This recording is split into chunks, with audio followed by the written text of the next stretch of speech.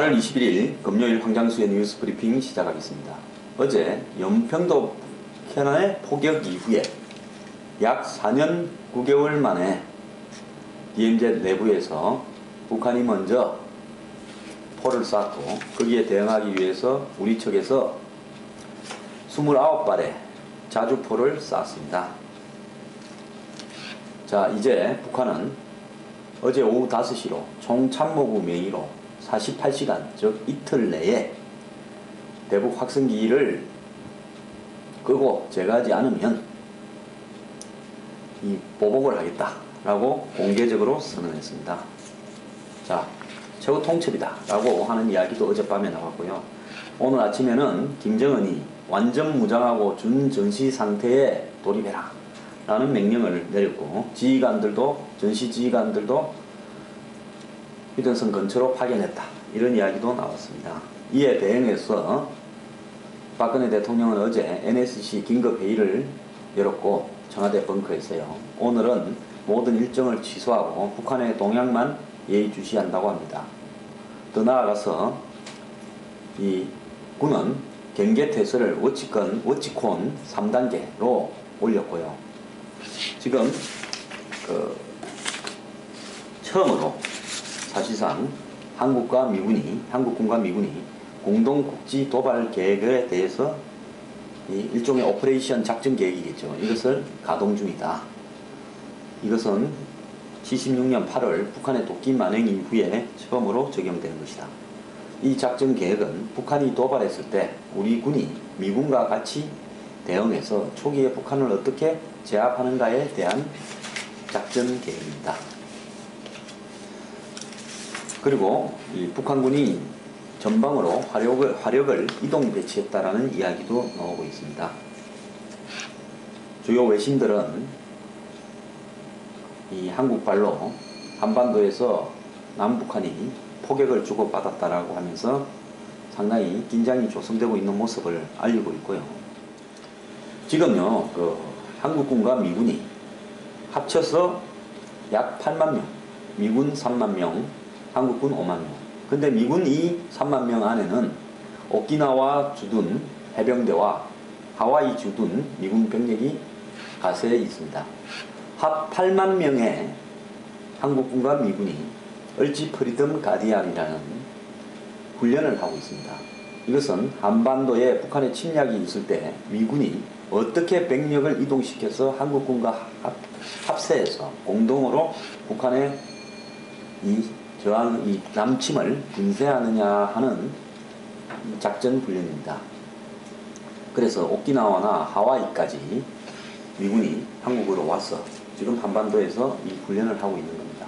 그래서 미군의 일종의 병참 이동과 배치에 관련되는 훈련인데, 그렇기 때문에 북한은 해마다 늦여름에 이 UFG 훈련을 한미 간이 하는 데 대해서 시비를 많이 걸어왔습니다.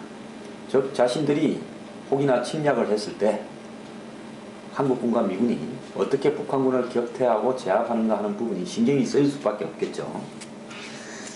자, 일부 신문은 어제 1차 북한의 포격이 3시 53분에 있었고 2차는 4시 12분에 있었는데, 이 1차 포격이 있고 난 뒤에 71분, 2차 포격이 있고 난 뒤에 52분 만에 뒤늦게 대응 사격을 했다.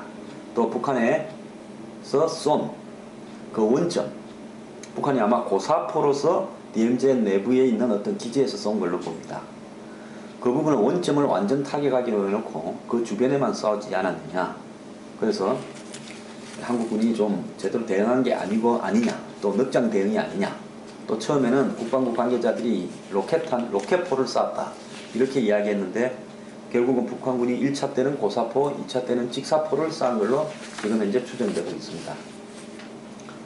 그리고 지금 북한군은 이제 내일 토요일 오후 5시가 북이 이야기한 48시간입니다. 그런데 제가 앞에서 말씀드린 것처럼 28일까지, 17일부터 28일까지 얼지 프리덤 가디안 훈련을 한미 간에 하고 있는데, 이 와중에 북한이 과연 도발을 하겠느냐. 그러면 작전하던 한미군이 그대로 이 북한군을 제압하는 작전에 투입되는 부분을 북이 꺼리지 않겠느냐. 그래서 북은 적어도 28일까지는 계속 구두로 또는 뭐 도발이라고 보기에 애매한 행태의 시비를 걸어오다가 28일 훈련이 끝나는 대로 본격적인 도발을 하지 않겠느냐, 이런 예측을 하는 사람도 있습니다. 많은 뭐 군사 전문가라는 사람들은 언론에 나와서 그렇게 이야기를 하고 있습니다.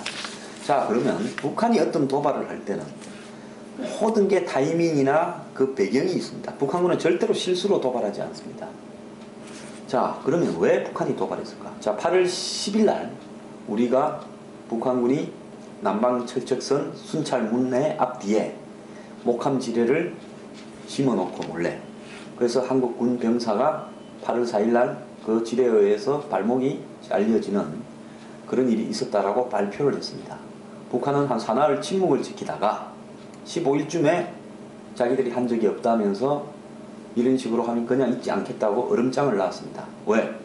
우리 군이 북한군의 목함 지뢰 도발에 대해서 그동안 이 자제를 하던 대북 고성능 확성기를 틀었지 않습니까? 그러니까 북은 그 고성능 확성기를 튼 데 대해서 자기들의 최대 존엄인 김정은을 한국군이 비판하는 대북 방송을 재개했다라는 부분에 대해서 그 확성기를 대고 원점을 타격하겠다, 즉 확성기에다 대고 포를 쏘겠다라고 경고를 하고 얼음장을 놨습니다. 그게 15일입니다.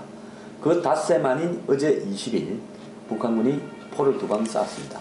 이 2방을 쏜 것은요, 그것도 뭐 한국군의 기지도 아니고 민간인 구역도 아닌데다가 포를 2방 쏜 것은, 자, 한번 쏘보면 한국군이 어떻게 할 거냐. 그동안에 목함 지뢰가 터지고 난 다음에 한국군은 뭐 확성기 배치하겠다 그러고 이제 다시 도발이 오면 그냥 잊지 않겠다고 이야기를 했습니다.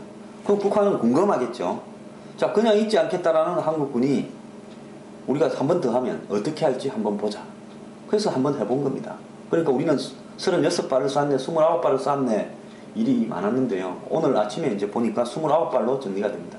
그래서 이런 거 쏜 거는요, 빨리빨리 좀 정리를 해가지고, 이런 거 숫자가 이렇게 여러 가지로 혼선을 빚고, 또 북한군이 뭘 쐈느냐, 그러면 미상의 북한군의 포격이 있었다, 이렇게 이야기하고 확인되면 뭐 고사포다 직사포다 하면 되지, 그걸 로켓포라고 했다가 정정하고 이런 일은 좀 없기를 원합니다.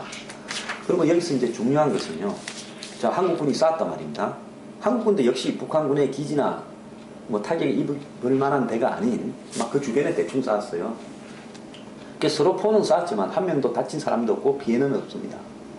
자, 북한군은 이제 여기에서 48시간이라고 하고 자기들 내부에 총참모부 김정은이 회의를 소집하고 최후 통첩을 하고 병력을 화력을 또 이동 배치하고 전시지휘관을 내려보내고 이런 일을 하면서 지금 겁을 주고 있습니다. 점점 강도를 높일 거예요, 내일까지. 자, 여기서 그러면 우리는 어떻게 해야 되느냐. 여기서 이제 많은 고민들을 하고 국론이 분열되고 또 군대 자녀들을 보낸 분들은 또 그 부분에 대해서 걱정이 태산 같을 거고 그럴 겁니다. 지금 전방을 비롯해서 주요 군 부대는 대부분 아마 어젯밤에 장병들이 군화를 신고 완전 군장을 꾸린 채 철모를 옆에 놓고 군복을 입은 채, 전투 군복을 입은 채로 그대로 침상에 그냥 쉬는 형태로 있다가 작전하면 바로 뛰쳐나가서 차를 타는 형태로 대기했을 겁니다. 보통 군대에서 비상 경계령이 떨어지거나 준전시 상태가 되면 그런 형태로 대기를 합니다. 그래서 아마 내일까지는 국군 장병들이 그런 형태로 전부 대기를 해야 될 걸로 보입니다. 근데 북한이요, 이렇게 도발을 하는 데는 지금 여러 가지를 테스트하고자 하는 겁니다. 자, 한미 간의 관계가 원활하게 돌아가는가. 지금 한미 간에 미묘합니다.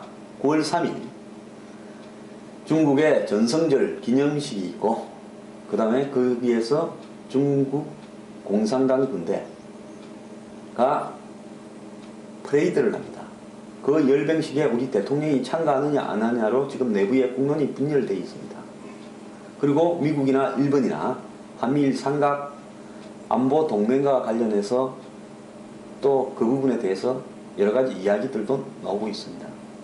이런 상황에서 과연 북한이 한미 간이 원활하게 움직여지는가 한번 테스트도 해보려고 하는 생각이 있겠죠. 또 내부적으로는 목함 지뢰 도발과 관련해서 온갖 음모설, 공작설이 또 인터넷에 장식하고 있습니다. 종북 세력들이나 정말 빼딱해 가지고 사고가 틀려먹은 사람들이 그렇게 하겠죠. 자, 그런데 또 우리 군이 목함 지뢰 때 제대로 대응하지 못했다고 비판도 많이 받았습니다. 저는 건설적인 비판은 군이 수용해야 된다고 봅니다. 그래야 군이 제대로 대응하죠. 어쨌거나 한국 내부에 여러 가지 분열을 갖다가 목함 지뢰로 북한이 일으키는 데는 성공했습니다. 자, 이번에 이런 도발과 위협을 가중시켜서 점점 공포심을 극대화시키면 한국 내부에는 점점점 분열이 가속화될 겁니다. 그런데 처음에 뭐 공포했다가 이러면 지금 어제 여야당이 국회에서 성명을 채택해서 뭐 북한군 도발 안 된다 하고 비판을 하겠죠. 그런데 이걸 좀 시간을 끄면서요, 사람을 진을 빼기 시작하면 그때부터는 이제 짜증이 밀려 나오고 화가 나오고 다른 소리를 하고 의견이 분열되는 게 우리 남한 한국 내부의 특성입니다. 북한은 그걸 지금 노리고 있습니다. 그럼 북한은 이 사태를 언제까지 끌고 가려면요, 박근혜 대통령이 전성절 가는 9월 3일, 9월 2일까지 이 상태를 끌고 갈 거라고 저는 봅니다. 굉장히 긴장이 높은 상태예요. 그러면서 그 사이에도 그냥 끌고 가지는 않을 겁니다. 또 몇 방 쏠 거예요. 그러면서 서로 간에 전쟁도 아니고 충돌이 일어난 것도 아니고 아닌 것도 아니면서 긴장한 상태로 쭉 끌고 갈 거예요. 자, 여기에 북한이 또 노리는 것은 뭡니까? 남한 내부의 분열과 공포심, 이 위에 또 있습니다. 한국의 경제를 흔들어 보겠다는 겁니다. 자, 오늘 이 코스피 지수가 개장하자마자 북한 변수 때문에 또 폭락을 했다가 지금도 뭐 1970원대에 머물고 있습니다. 코스닥도 많이 떨어졌습니다. 그것뿐만 아닙니다. 환율은 급등했습니다. 자, 그리스 변수, 중국 변수, 그 다음에 그 유가 하락, 중국의 또 추락에 대한 여러 가지 우려들, 그리고 중국 정시의 또 폭락. 그러잖아도 한국의 주식 정권 시장은 숨만 겨우 쉬고 버티는데 북한이 이제 이 짓을 해대면 한국의 정신은 흔들리게 됩니다. 한국의 경제는 또 더욱더 침체하게 될 겁니다. 이번 주말에요, 누가 놀러 가겠습니까? 멀리. 뭔 일이 일어날지 모르는데 가족이 순식간에 이상가족이 생길 수도 있는데, 자, 한국 경제 또 침체될 겁니다. 이렇게 가면. 자, 이런 부분들을 갖다가 노리고 이 북한이 하는 겁니다. 북한은 경제라는 게 없기 때문에 뭐 경제가 있습니까? 장터마당과 뭐 서로 암시장, 뭐 물건 내다 파는 암시장, 중국과의 밀수, 뭐 그런 게 북한 경제 아닙니까? 근데 우리 한국은 100% 개방 경제예요. 북한에 예를 들어서 이 어떤 태풍이 한국 경제에 엄청나게 작용을 하게 되죠. 그 부분을 노리면서 한국 경제 상황을 더욱더 어렵게 지금 겨냥을 하고 있는 겁니다. 자, 이런 상황이 되면 국민들은 짜증을 내겠죠. 어디에 짜증 내겠습니까? 자, 정부가 그냥 저 사람들하고 뭐 좋게 달래가지고 돈 좀 주고 그냥 물건 좀 보내주고 하지, 그걸 갖다가 무슨 보수 정권이 들어서서 원칙대로 하니 많이 해사타가 북한을 자극시켜가지고 준정시까지 가면서 경제를 이 모양으로 놓으냐, 이 조금만 끌고 가면 요 소리 반드시 놓습니다. 오늘도 그런 사람들 많을 겁니다. 자, 이런 이야기들, 저런 이야기들 또 야당에서 이야기할 겁니다. 박근혜 정권의 강경 대북 정책이 북한에 자극해서 북한에 도발을 낳고 지금 전쟁 상태까지 가고 있다. 또 며칠 더 지나면 아마 광화문 바닥에 종북 좌파들 또 길거리로 몰려 놓을 겁니다. 전쟁 반대, 뭐 전쟁 위협 일으키는 뭐 박근혜 정권 물러가라 하고 또 그럴 겁니다. 그러다가 야당 의원들 이제 가세하기 시작할 겁니다. 자, 또 어떤 게 됩니까? 지금 이런 상태에서 박근혜 대통령이 중국을 가야 되냐는 문제가 또 등장할 겁니다. 벌써 하태경 의원 같은 경우에는 북한이 도발하니까 가면 안 된다고 또 이야기를 했습니다. 자, 하나 툭 던진 거죠. 정말 걱정해서 그랬는지 저는 의문입니다만. 그래서 막 이제 국론이 분열될 겁니다. 우리나라 사람들은 라면, 양은 냄비보다도 더 성질이 급하지 않습니까? 라면을 왜 양은 냄비에 끓입니까? 열전도율이 좋아가지고요, 그냥 금방 끓죠. 그리고 또 금방 식어요. 그래서 싸구려 끓이시기는 하지만 라면 끓이기는 좋다는 거 아닙니까? 라면은 순식간에 빠른 고온에 끓여야 맛이 있으니까요. 우리나라 사람들 이제 이 인내가, 어제 댓글 보면요, 모르겠습니다. 종북 좌파들 유언비어 이런 거 단속한다고 하니까 싹 사라지고 뭐 한번 싸우러 가자, 애비군복 달여놨다, 뭐 정부로부터 받은 혜택은 했지만 이 한 몸 국가에 던지겠다 하는 각오들이 말입니다. 애국심이 넘쳐났습니다. 정말 다행입니다. 저는 젊은 분들요, 정말 요즘 처지로 보면, 예? 국가가 나한테 뭐 해줘서 내가 저 국가에 목숨을 바치냐 이런 말을 해도 정말 할 말이 없는데, 그런 의지들을 보여주는 청년들이 이렇게 많다. 연평해전 영화나 여러 가지들이 젊은 사람들의 의식을 그래도 국가가 별로 해준 게 없어도 애국심을 발휘하도록 하고 있습니다. 그런데 이게 조금 오래 가면 이제 짜증이, 인내의 한계가 올 수 있겠죠. 북한이 노리는 것은 이런 다목적인 상황입니다. 자, 이런 상황에서 과연 한국의 박근혜 대통령과 군수내부가 얼마만큼의 배짱을 가지고 우리한테 대응할 거냐. 이제 이것만 남아있는 겁니다. 자, 이것은요, 영화에서 보면 뭡니까? 치킨 게임이라고 있죠. 제임스 딘 나오는 영화에 보면 절벽까지 차가 2대가 갑니다. 그래가지고 더 절벽에 가까이 가서 서는 놈이 이기는 게임입니다. 그 잘못하다가 절벽 밑에 차가 떨어지면 죽지 않습니까? 또 차가 2대 마주 보고 이렇게 오는 게임도 합니다. 근데 이제 겁먹은 놈이 핸들을 꺾는 거죠. 핸들 안 꺾으면 그대로 가면 충돌하니까요.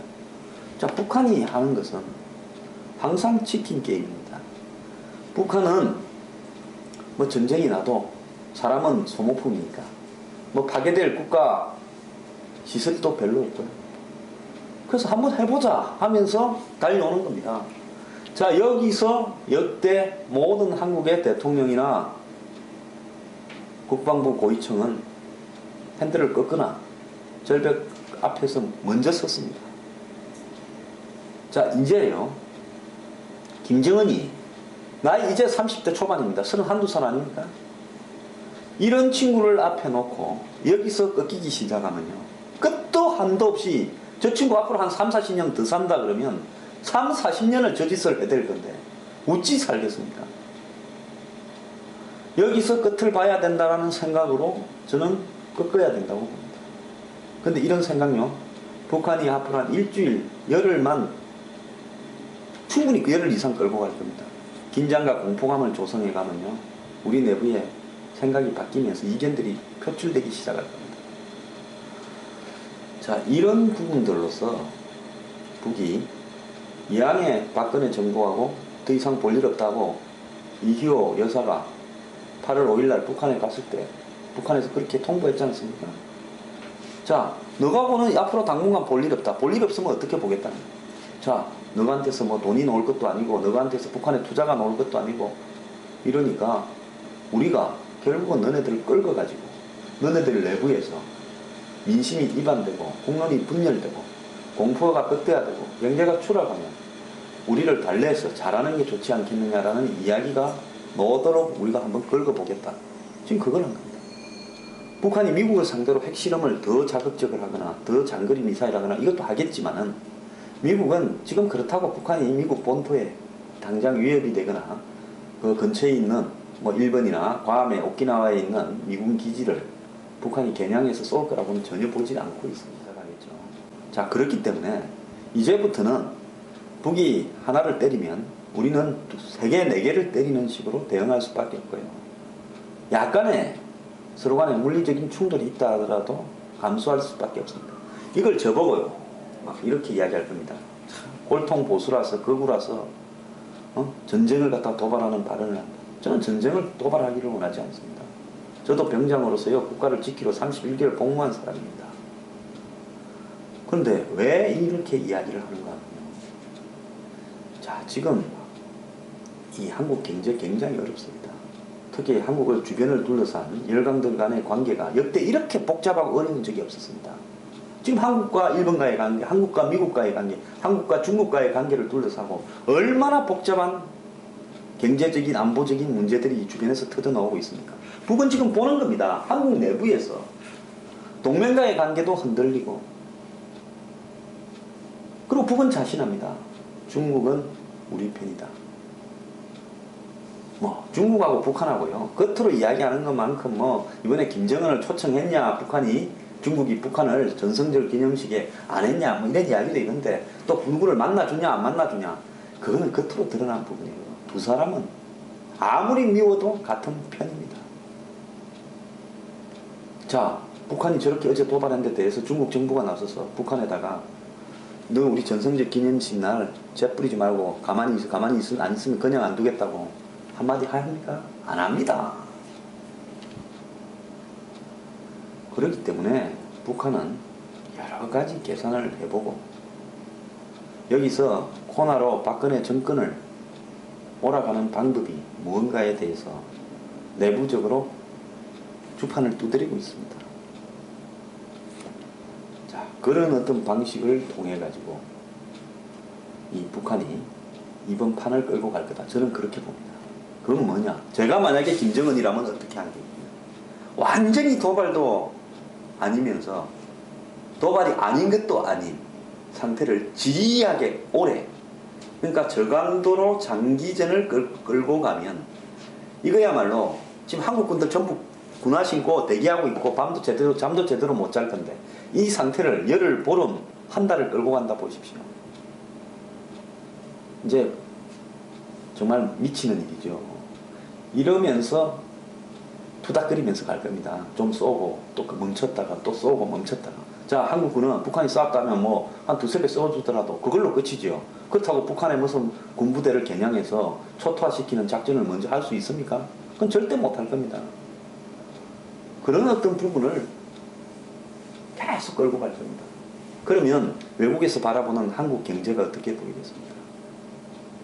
자, 이 부분에 대처하는 과정에서 또 우리 군이나 정부의 미서, 여태까지 북한이 도발할 때마다요, 북한 도발에 대한 충격이 컸던 게 아니라 거기에 대응하는 청와대나 국방부나 군 고위층의 실수들이 더 크게 부각됐습니다.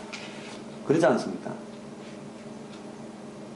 그런 부분들을 갖다가 계속 넣도록 유도해 가는 것이 북한의 전략입니다. 내가 김정은 같으면 그렇게 하겠습니다. 그렇기 때문에 이런 상황이 상당히 오래 지속되면 경제가 점점 이렇게 안 좋아지고 우리 내부에 국론도 분열되고 정치도 분열되고 길거리에는 종북 좌파가 또 나서고 이러면서 여러 가지로 복잡해지는 상황으로 가게 되는 거죠. 북한이 이걸 저는 노리고 있다고 보고 있고요. 자, 그러면 우리가 이 위기를 어떻게 극복할 것인가? 저는 한국이 북한에 대해서 도발하지 못하도록 하는 가장 강력한 방법은 북한이 또 추가 도발을 해오면요, 절대로 올해 뭐 전쟁을 하거나 이런 형태의 도발은 안 할 거라고 봅니다. 준비가 다 돼 있는 상태에서 남쪽도, 그리고 미군하고도 같이 움직이는 상황에서 북한이 한국을 상대로 상당한 인명 손실이 날 만한 지상전을 전개는 안 할 겁니다. 도발만 계속 할 겁니다. 순간적으로 다다닥 붙었다가 또 스톱하고 이런 식으로 갈 거예요. 자, 그런데 여기서 오늘날 북한이 본격적인 전쟁이나 국지전을 도발 못하는 이유의 가장 큰 제어 장치는 미군입니다. 아마 미군이 없다면 북한은 자신을 가지고 좀 두들길 거예요.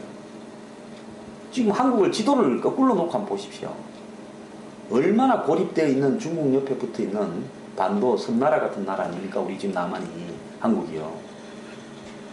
이런 상황에서 미국이 한국을 도우러 온다고 하더라도 그 어떤 병참이나 지원이 얼마나 멉니까? 이런 상황에서 중앙미군이라도 있고 또 한국에 미국 사람들이 굉장히 많이 살고 이러니까 아마 어떤 도발이 진행이 되면 이 중앙미군이 어느 시점에서는 나설 수밖에 없다. 북한이 지금 그걸 갖다가 우려하고 있기 때문에 그걸까지는 넘지 않는 선에서 아주 낮은 수준의 도발을 장기적으로 지속해 갈 가능성이 크다라는 게 제 생각입니다. 자, 우리 국민들요, 저는 정신 차려야 된다고 봅니다. 평화는 공짜가 아니고요, 거저 얻어지지가 않습니다. 제가 이런 이야기를 한 많은 분들의 이 좋은 말씀들을요, 좀 소개를 하려고 그러는데, 자, 처칠 이야기를 좀 하겠습니다. 처칠은요, 원래 좋은 집안에서 태어났고 귀족 집안 출신입니다. 글을 굉장히 잘 썼습니다. 키도 작고 외관은 좀 볼품이 없었는데 종군 기자도 했고, 이 1900년대 초반에요, 남아프리카의 보어 전쟁에 종군 기자로 참전을 했다가 포로가 되기도 하고 그렇습니다. 그랬고 이 사람이 그 보수당 정권에서 그 주요직을 맡고 있다가 마음에 안 든다고 탈당해서 자유당으로 갔다가 또 자유당을 탈당해서 다시 보수당으로 왔습니다. 이 과정에서 1차 대전 때는 해군 장관을 했습니다. 해군 장관을 하다가 다르다넬스 해요. 그러니까 그 터키 전선에서 이 사람이 흑해 연안에 상륙작전을 지휘하다가 거의 20만에 해당되는 영국군을 상당수를 죽게 만들고 패퇴를 했습니다. 졌습니다. 그래서 해군 장관 옷을 벗었습니다. 1차 대전 때요. 그러고는 이 사람이 1차 대전 때 터키하고 독일은 같은 편이었고 영국은 반대편이었죠. 그래서 터키 침공하다가 실패한 겁니다. 그때 처치를 찌게 만들었던 터키군 사령관이 케말 파샤, 아타투르크라고 부르는 터키의 국부입니다. 그리고는 이 양반이 1차 대전 이후에 영국에 공항이 좀 왔는데 미국 대공항의 여파로 이때 또 재무장관으로 잘못해가지고요 또 쫓겨났습니다. 그래가지고 처칠은 한 10년간 백수로 놀고 있었는데요 어원만 했어요. 근데 그때 영국에 챔벌린 총리가 이끄는 보수당 정권이 독일 히틀러의 위협에 굴복을 해가지고 독일이 폴란드를 먹는데도 그냥 지켜보고만 있었습니다. 그리고 체코까지 이제 먹으려고 드니까 영국 내부에서 챔벌린이 하도 비판을 받아가 쫓겨나다시피 되면서 처칠이 지가 하겠다고 남을 못하게 하고는 뻔뻔하게 내가 하겠다고 하고는 이 수상에 임명을 했습니다. 영국 왕도 처칠이 마음에 안 들어서 임명을 안 하려 했는데 막 달리 시킬 사람도 없어서 하겠다는 사람 시킨 거예요.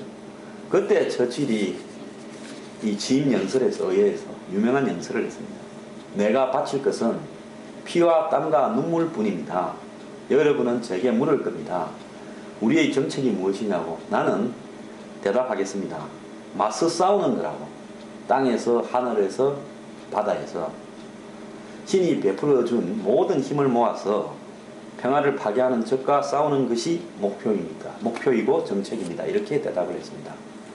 이게 1940년에 한 연설인데요. 실제로 그 직후에 거의 유럽을 다 먹어버린 히틀러가 영국에 공군을 보내가지고 게링이 이끄는 독일 공군을 보내서 영국을 이제 포격하기 시작을 하죠. 그때는 미군은 영국의 병창 지원만 조금 했지 이 전쟁에 개입을 안 하고 있을 때입니다. 진주만 사건이 나고 난 뒤에야 뒤늦게 미군이 개입을 했죠. 41년 말에 진주만 사건이 터졌지 않습니까? 12월 달에. 그렇기 때문에 그때까지 영국은 홀로 독일에 맞서서 버티고 있었어요. 그때 완전히 영국 런던 상공이 불바다로 되는데도 몇 대 안 되는 비행기로 독일에 맞서서 버티면서 전 세계가 독일 손에 들어가도 이 처칠은 그렇게 이야기했습니다. 본토를 침략하면 본토를 지키기 위해서 싸우다가 우리가 여기서 지면 캐나다로 옮겨서 영국 연방 식민지였던 캐나다로 옮겨서 거기에 정부를 세우고 또 싸우겠다. 지구 끝까지 가서 싸우겠다고 했습니다. 그런 처칠의 배짱이 2차 대전에 결국 영국을 승리로 만들었고 미국도 결국은 영국에 처음에는 물자만 대주다가 나중에는 참전할 수밖에 없게 돼서 전세가 노르만디 상륙작전을 1944년 6월에 시작하면서 역전되기 시작을 했죠. 근데 처칠은 전쟁에 이기고 난 다음에 국제회담에 갔다 오니까 보수당이 선거에서 져버려가지고요. 처칠은 총회에서 쫓겨났습니다. 그리고 노동당 정권이 들어섰습니다. 그래서 국가가 자기를 배신하더라도 자기는 국가를 존중한다고 이야기를 하고 이제 떠났습니다. 그러다 나중에 돌아와서 총리를 한 번 더 했는데 나이가 많아서 좀 하다가 그만두었습니다. 그래서 또 처칠은 이런 말을 했습니다. 역사를 잊은 민족에게는 미래가 없다.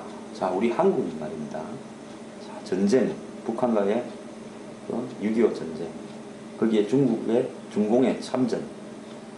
자, 그리고 그 이후에 580여에 이르는 북한의 도발.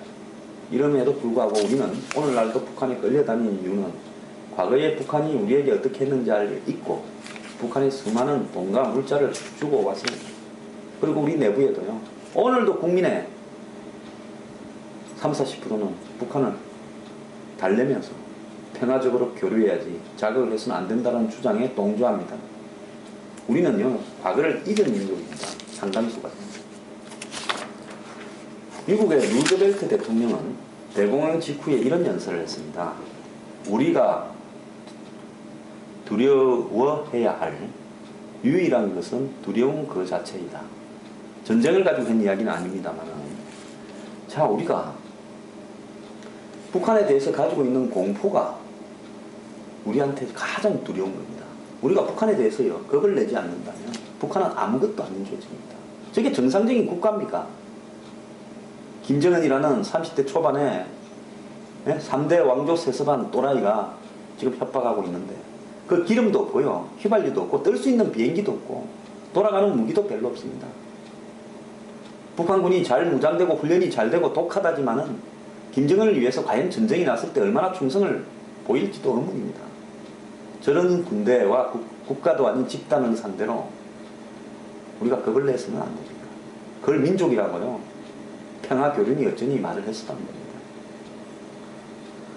링컨은 이런 말을 했습니다. 정말 전쟁을 하고 싶다는 자들은 전부 전쟁을 정말로 경험해 본 적이 없다. 자, 김정은이요, 저거 6.25 때 태어나지도 않았습니다. 저 언제 태어났습니까? 한번 세어보십시오. 80년대에 태어났어요. 저런 친구가 전쟁을 한번 경험도 안 해보고 독재 왕조의 손자로 태어나서 스위스 유학이나 가고 온갖 향락을 즐겨가지고 31살에 저 몸뚱이 한번 보십시오. 저런 친구가 전쟁 운운을 하고 있습니다. 로널드 레이건 대통령은 소련과 군비 경쟁을 벌여서 결국은 미천이 딸리는 소련이 먼저 망해버린 겁니다. 끝까지 밀어붙였어요. 그러다가 보니까 소련이 힘이 딸려가지고 나중에 스스로 무너져 버린 거 아닙니까? 그 사람이 이렇게 이야기를 했습니다. 영웅은 특별히 용감한 것이 아니다. 그저 남보다 5분 더 용감할 수 있다. 자, 우리 지금 한번 보십시오. 우리 군에, 저는 수뇌부에게 이야기하고 싶습니다. 북한이 저런다고요, 이야기하려면 정확하게 제대로 하십시오. 쏘고 나면요, 제가 한국군 참모총장이면 대통령한테 가서 결재를 받겠습니다. 지금부터 도발하면 원점 타격을 제 밑에 사단장한테 정권을 줘서 그 쏜 지역의 사단장이 곧바로 가장 빠른 시점에 준비되는 바로 쏘겠습니다. 허락해 주십시오 하고 하겠습니다. 영웅이요, 시간 질질 끄고 우유부단하다가 영웅된 사람 아무도 없습니다. 생각 복잡하게 머리 굴리고 이거 쏘면 내가 어떻게 될까 이러면요, 절대 영웅이 될 수 없습니다. 레이건 또 이런 유명한 말도 했습니다. 평화는 그냥 찾아오지 않는다. 대화나 협회서로 정책을 한다고 해도 얻을 수 있는 게 없다. 전쟁을 두려워하면, 또 그 겁이 많으면 결국 속국으로 전락한다 이야기도 했습니다. 자, 우리 지금 6.25 이후에 90년대 이후에 그때까지는 차라리 군인 출신들이 대통령을 해서 그런 거는 걱정 안 하고 살았습니다. 자, 민간인들이 대통령이 된 90년대 이후에 우리가 지금 북한한테 끌려오는 이 치욕스러운 역사를 이제는 좀 종결을 해야 되지 않겠습니까? 토마스 제퍼슨은 이런 말을 했습니다. 자유의 나무는 종종 폭군과 애국자의 피를 줘야만 한다. 자, 우리가 자유를 누리려면요, 이 자유는 그냥 얻어지는 게 아닙니다. 이 자유를 지키기 위해서 희생을 치러야 한다면 희생이 필요한 겁니다. 자, 그냥 한국에는 전쟁이 없다. 이 서울에서 몇십 킬로만 가면 휴전선이고, 한국으로 들어오는 관문인 영종도에서 바로 앞이 NLL입니다. 이런 나라에서 전쟁은 나오고 무관하고요, 나는 전쟁에 대해서 알고 싶지도 않고 관심도 가지지 않고, 요즘 유행하는 말로 아몰랑이고, 그리고 시끄러운 놈은 떡 좀 더 주고 그냥 달래면서 가지, 왜 맨날 이렇게 시끄럽게 하냐라는 국민적 의식이 있는 한은요, 대한민국은 미래가 없습니다. 자, 북한이 지금 우리 국민들요, 정신 교육시키고 있다고 저는 생각합니다. 김정은한테 감사하게 생각을 합니다. 자, 이제 여기서 끝을 봐야지요. 천안함 때 그렇게 당했는데 우리 4분이나 벌어지고요. 연평도 때 북한이 정전 이후에 처음으로 한국의 영토에다 대고 민간인 군인 가릴 것 없이 포를 마음대로 쏴댔는데 대한민국은 자주포로 논두렁에 몇 방 쏘고 말았습니다. 한국군은 죽었고 그랬는데요. 북한에는 뭐 죽었다라고 말만 하는데 그게 중요한 게 아니라 제대로 타격을 못 했다는 것은 전 국민이 압니다. F-15를 출격시켜서 절벽에 있는 북한군 포대를 그때 바로 쏴버렸어야 됩니다. 자, 저는 박근혜 정부가 이제 임기에서 가장 위험한 순간을 맞이했다고 보는데요. 정말 이 용기와 소신을 가지고 이 한국의 자유를 지키고 과거의 역사를 깨우치는 그런 좋은 기회로 만들기를 바랍니다.